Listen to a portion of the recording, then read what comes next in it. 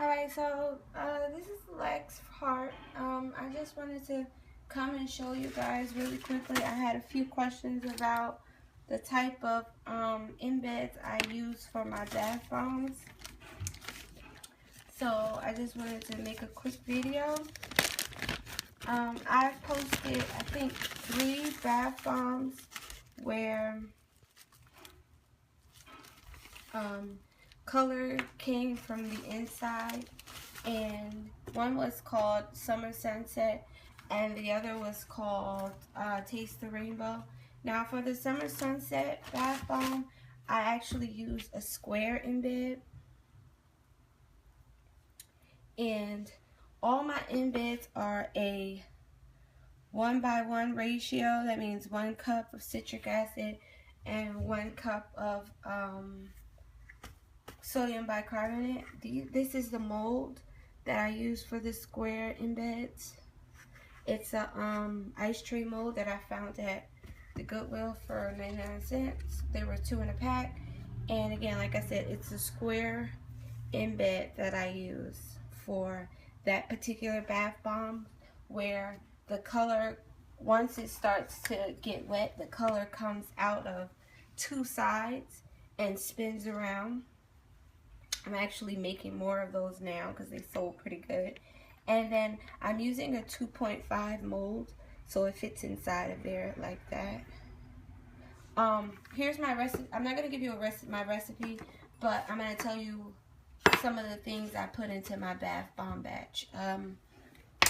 There's, of course, the citric acid and the baking soda, but the oils that I use in order to have a very moisturizing bomb and also still have it float is very light oils. I usually use apricot kernel oil, sweet almond oil, which I'm actually out of, the fractionated coconut oil, or grapeseed oil. Now, all 4 of those are light oils, so they are very moisturizing to the skin, but they don't weigh the bomb down. What's another step? Oh, colors. I usually use my Crafter's Choice Bath Bomb colors, which come in 4 colors, red, yellow, orange, and blue. Or I've just recently been using some bath bomb colors that I've got from Soap Scents by Amy, which are really pretty good. The only one that I have a problem with is the red color, because it's really not a true red, so it takes a lot to get the type of red consistency for the bath bombs that I need. And then I also use my TKB neon colors.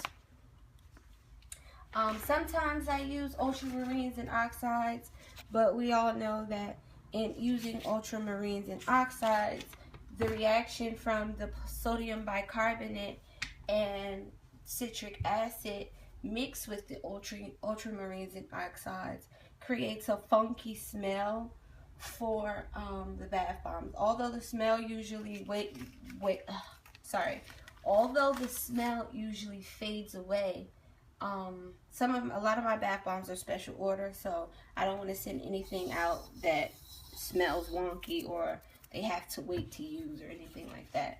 So in my master batch, I put all of my ingredients. I use 1 tablespoon of any soft light oil, and then I use 1 tablespoon of my fragrance and up to 1 tablespoon of polysorbate. Now the polysorbate is what's the big deal, because the polysorbate is going to change your bath bomb from a fizzing bath bomb to a foaming bath bomb. So depending on how much you want your bath bomb to either fizz or foam is how much polysorbate you're going to use, up to 1 tablespoon. Now with these particular bath bombs, which again are called Summer Sunset, they're scented with lemon sorbet, and I haven't put my color in there yet. But the outside is a foaming bath bomb, while the inside fizzes, which creates the spin. So, yeah, that's how that works. Again, here are the embeds for the inside of Summer Sunset.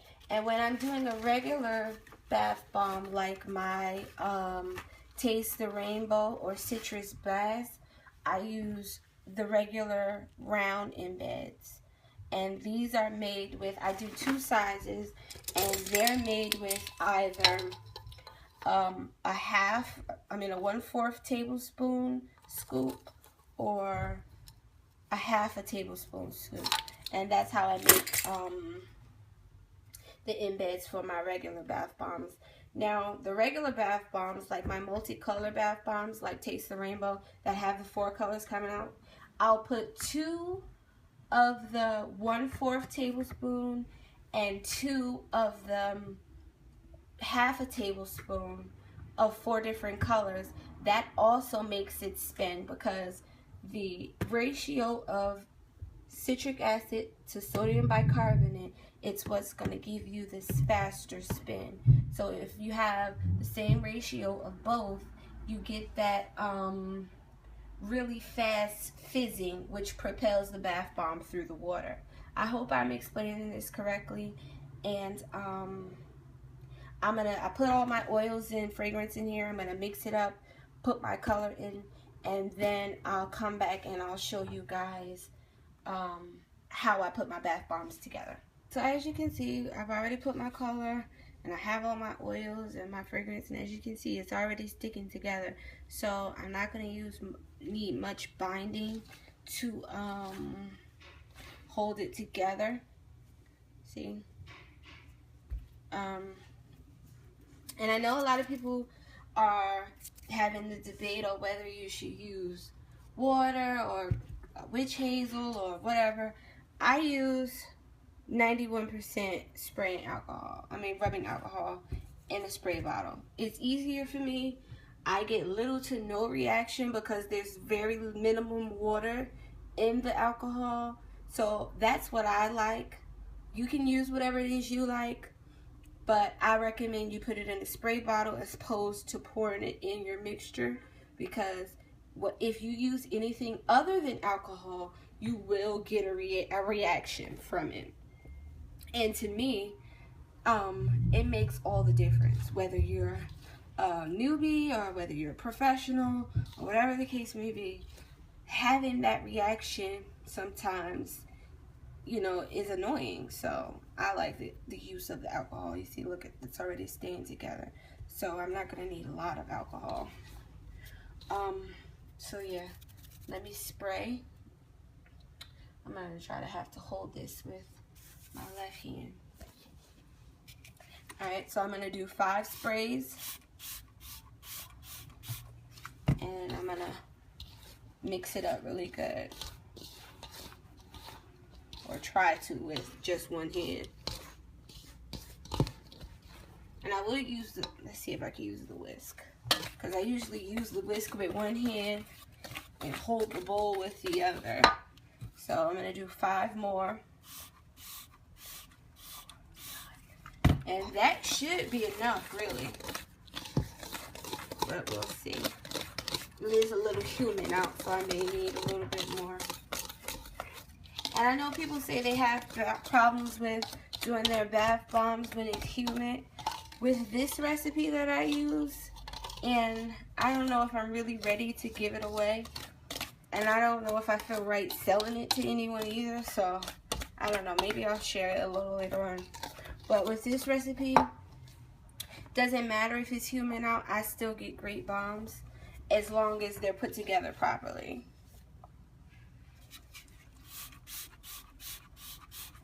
So altogether, that's been 15 sprays of alcohol.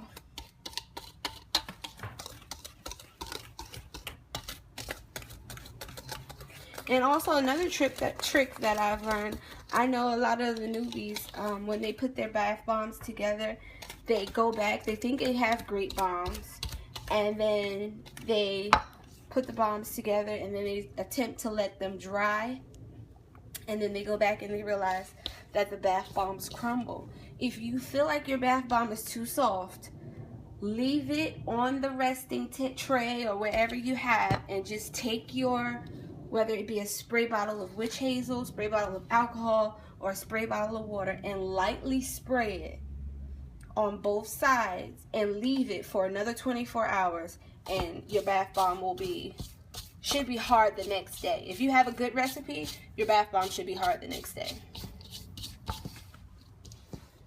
But with this recipe I use, I tell you no lie, my bath bombs are hard within a few hours, rock hard. This is really hard to do with one hand, so I'm gonna get my bath bombs to the right consistency, and then I'll come back and show you the molding. Sprays of alcohol. The 15 I did on camera with you, and I did 15 afterwards. Okay, so now we're gonna get to packing the bath bombs. I'm only got 3 times to do this because I made a bunch of the Summer Sunset bath bombs yesterday, and I wanted to save a few to do on camera, so I only have 3 to do. So hopefully in these 3 you can get a good idea of what I mean. Okay, so I'm using metal bath bombs, the stainless steel ones, but you could, the first ones I ever did, I did in the plastic mold, so those work as well. But today I'm going to use the stainless steel. Okay, so I lightly fill the bottom of the bath bomb. I didn't get that on camera, so let's do it again. I lightly fill the bottom of the bath bomb.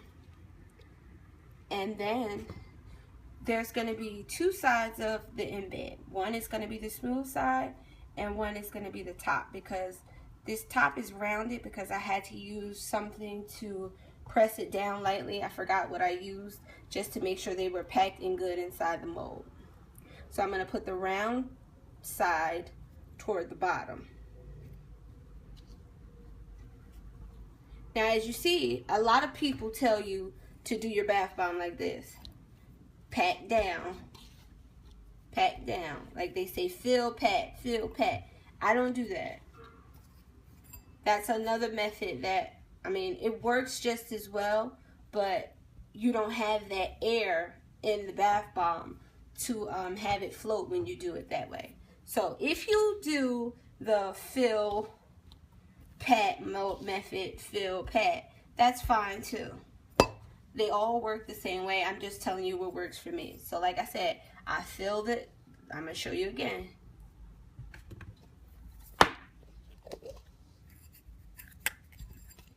I lightly fill the bottom of the bath bomb.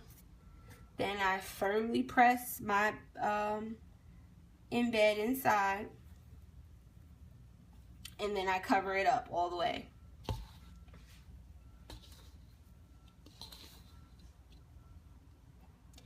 And then what I do is I take more and I cup my hand. You see that? I cup my hand over it to make sure that that side of the mold there's no air pockets and the embed is completely closed. So then I fill up the second half. I'm not packing it, just lightly filling it up. It's buried now, you can't see. Now, I don't know if I'm going to be able to mold it together with one hand, but I'll try.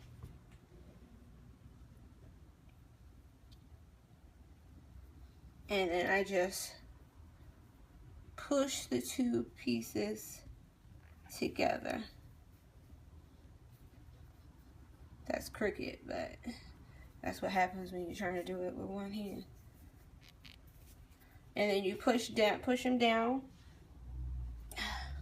Now, if I was doing this with 2 hands, I would push the 2 ends together with my hand, but I'm trying to do it with one hand to get a good visual.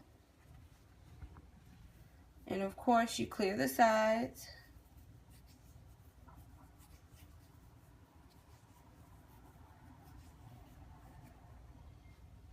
I forgot my spoon. And then you tap. That's not going to head in. Hold on, let me get a spoon. I'm sorry that took so long. So I had to go and get my spoon that's designated just for bath bomb typing. So okay, you tap, then you flip it around, and you tap, and then it should come right out. Perfect round bath bomb. Let's see if I can get this off with one hand.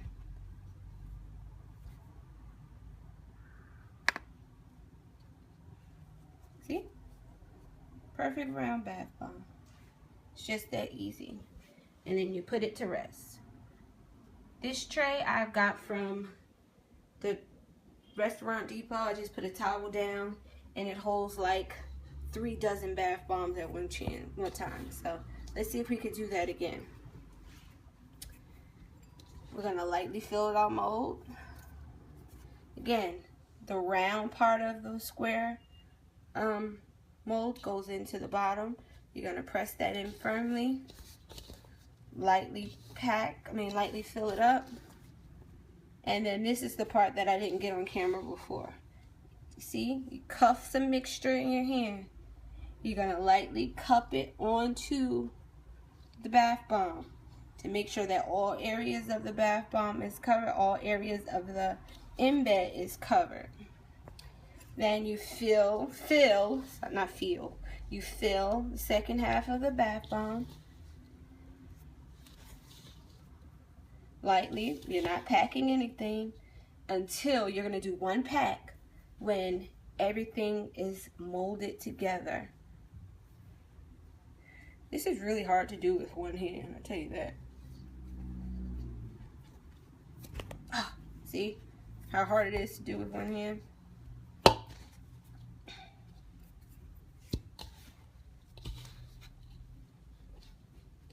Cup it. Fill it, your other half lightly, and hopefully I won't drop it this time. And then put the 2 sides together.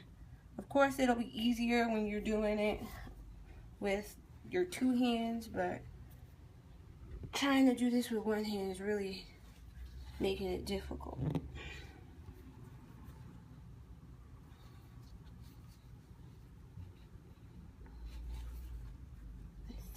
Press it down tightly. Then you clean off the sides. I'm going to put this camera down for 1 second just so I can make sure the 2 halves are clipped together good.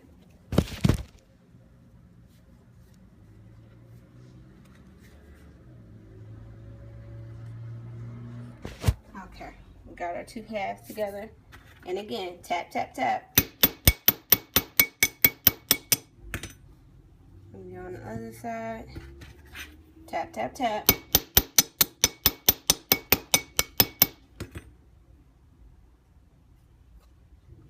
And we have our perfect bath bomb.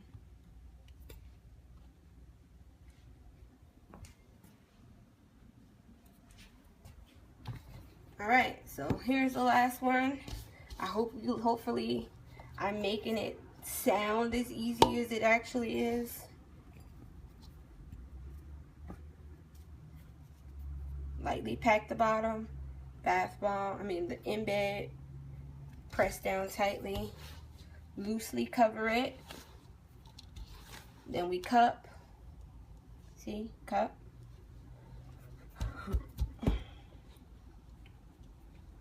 cup. Now when I say cup, you're not packing it down tightly, you're just creating circumference around the embed to make sure that it's covered on all sides. Then you fill up the other side, and just like when you're doing your regular bath bombs, you push the 2 together.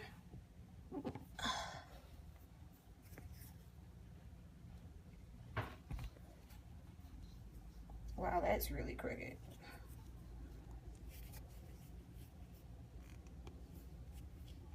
And you know, a lot of people complain about not having their 2 sides meet up or not having a perfect bath bomb. I don't really care about that too much, because all products are handmade. You know, you can't expect them to be perfect all the time. And although I used to beat myself up about that a lot. Tap, tap, tap.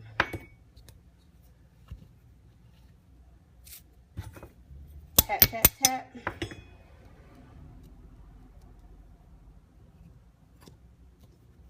Like I said, I used to beat myself up about that a lot. But when you go into Lush, none of their bath bombs are perfect. None of them. And again, the perfect bath bomb comes out perfect every time. That's just extra. And as it dries, that'll fall off. So yeah, those are the 3 bath bombs we made. And as again, like I said in another video, that if you ever feel like you're making bath bombs and they're really soft after drying 24 hours, you can spray them with whatever medium you use, whether it be alcohol or witch hazel or what have you, and leave them for another 24 hours and they should be rock hard. But with my recipe, these will be hard in a few hours, and I'll be able to demo one by tonight. So yeah, I'm gonna make cupcakes with the rest of these, but I hope my videos help you. Sorry I couldn't make it into one long video, but I hope these tips help you.